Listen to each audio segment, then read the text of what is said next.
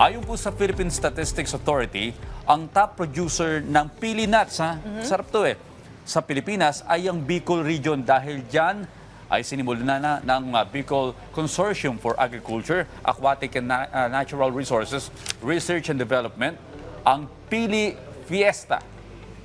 Para ating malaman kung ano ang Pili Fiesta, makakasama natin ngayon ang project leader nila na si Ma'am Ruby Mendones Makasinag at makakasama din natin ngayon ang director ng BCARD na si Dr. Marisa Estrella at ang deputy director ng BCARD na si Dr. Lester Narvaez. Magandang umaga po sa inyo and welcome po sa Rise and Shine Pilipinas. Good morning po. Good morning. Good morning. Good morning, Good morning po. Ma'am Morning. Sir Fifi and Sir Raslan. Okay, Sir Ma'am, since ang Bicol po ay kilala sa pili nuts, kamusta po ba sa ngayon yung pili nuts industry sa inyong lugar? Ako nasasagot. ma'am. Okay, good morning po. Si Maris Estrella po from Bicol University at BCARD. Well, sa aking nakikita po, maganda naman ang lakad po ng aming pili industry dito sa Bicol. Okay, ano po ba itong Pili Fiesta? Kasi we know na it's not a literal na fiesta because Fiesta stands for Farms and Industry Encounters through the Science and Technology Agenda. So, ito po ay actually sinimula ng PICARD, UST PICARD.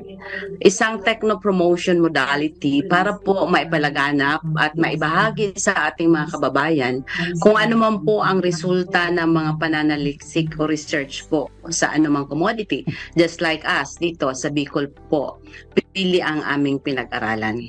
So, kaya yun ang kabuuang meaning niya, Farms and Industry Encounters through Science and Technology Agenda, para po yung resulta ay magamit ng ating mga negosyante, mga researchers, at iba pa pong nangangailangan ng resulta ng aming pananaliksik. So, ang pinagpipiestahan po talaga yung mga teknolohiya or research findings. Again, anyone can you, sa inyo pong mga paliwanag dito sa Pili Fiesta, may kaakibat po itong nakaplano na pagsasagawa ng series of roadshows. Maaari niyo po ba kaming bigyan ng karagdagan detalye patungkol dyan? Si Ma'am Ruby po ang magpapaliwanag sa inyo. Go ahead, Ma'am Ruby. Yes, good morning. Yung road shows po natin, natapos na po yung sa Albay Province, sa Camarines Sur at sa Sorsogon. At 3 probinsya pa po ang pupuntahan namin upang dalhin sa bawat probinsya yung magandang balita na may pag-asa tayo sa pili. Dahil ang pili po ay palalawakin natin, number 1 export natin ito ngayon, nagtamo ng $93 million noong 2021 sa export. At marami po ang umaasa dito ng mga magsasaka, mga processors. So, ang roadshow po ay layunin naming maipakilala yung mga machines na na-develop po ng Bicol University para mapaigting yung produksyon sapagkat kung wala po tayong mga depulper at iba pang mga machines, mahihirapan po yung mga magsasaka natin at processors na tugunan yung demand sa international market. Sa ngayon, ang market po natin ay United States, Canada, United Kingdom, at umuusbong din yung China dahil po sa LME oil at sa marami pang produkto na nagmumula sa pili. So dinadala po namin ito sa mga probinsya and that's why we call it a road show or Pili Fiesta. I see. Okay, ano po ba mga programa na connected dito sa Pili Fiesta? Yes, yung mga programa po, sa mismong araw ng Pili Fiesta, that's on December 18 to 19, nagaganapin po dito sa Legazpi City. Ito po ay sasama-sama ng mga processors, ng mga magsasaka, at higit sa lahat yung mga expert sa propagation, katulad po ni Dr. Lester at ni Ma'am Maris. At sila po ay magkakapanayam tungkol sa ano yung mga prospect ng industriya, at ano po yung mga, mga konting problema na pwede namang tugunan. So meron din po itong mga contest tulad ng best tasting na pili candies at ibang pili delicacies, no? Meron din po kaming photography contest, may same day edit. Meron pong techno forum kung saan ipapakilala ng mga siyentista natin yung mga resulta ng kanilang pananaliksik at meron din pong techno-pitching kung saan mapapakilala at masusubukan yung mga machine na para lamang sa pili at iba pang mga teknolohiya na may kinalaman sa pili katulad nung pili milk. Siguro hindi nyo pa narinig. Meron na po tayong pili milk at ready for commercialization na po yun. So lahat po ng commerciable technologies isu-showcase dito at nandito po ang mga opisyal ng DOST na patuloy na sumusuporta sa programang ito kasama na rin po yung Pili Fiesta. So masaya po ito at iniimbita po namin kayo.